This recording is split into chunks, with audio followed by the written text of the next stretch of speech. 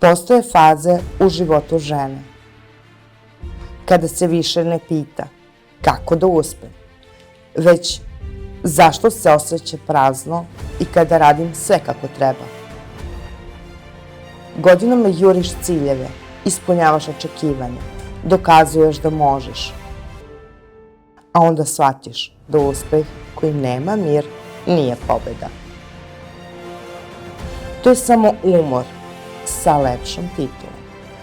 Žene u karijeri često nose dve borbe, jednu spolja da budu dovoljno dobre i jednu unutra da ne izgube sebe. Učiš da budeš jaka, odlučna, pouzdana. Ali retko te neko pita kako si, jer navikli su da ti sve stižeš i u tom ogledalu ne vidiš neuspeh. Vidiš ženu koja je umorna od stalnog dokazivanja. Karijera žene retko je prava linija.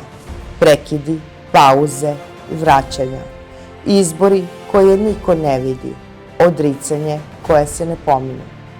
Nosiš porodicu, nosiš očekivanja, nosiš ambiciju. I često imaš osjećaj da kasniš, da si stala, da si propustila, ali ne vidiš koliko si puta nastavila kada bi neko drugi odustao. Jednog dana definicija uspeha se promeni. Više nije u visini, nije u brizi, nije u tome da budeš svima dokaz. Uspeh postaje mir sa sobom, rad koji ima smisla, odluke koje ne kradu zdravlje, život koji ne traži da se stalno dokazuješ. I tu žena prvi put osjeti nešto važno. Nije izgubila ambiciju, samo ju je pročistila. Upoređivanje je tiha krađa. Krade ti radost, krade ti vrednost, krade ti put.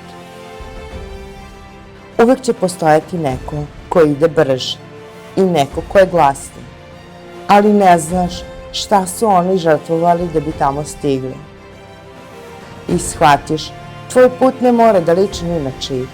Karijera je put koji moraš moći da izdržiš. Prava snaga žene u karijeri nije u tome da nikad ne padne, već da se svaki put ponovo postavi.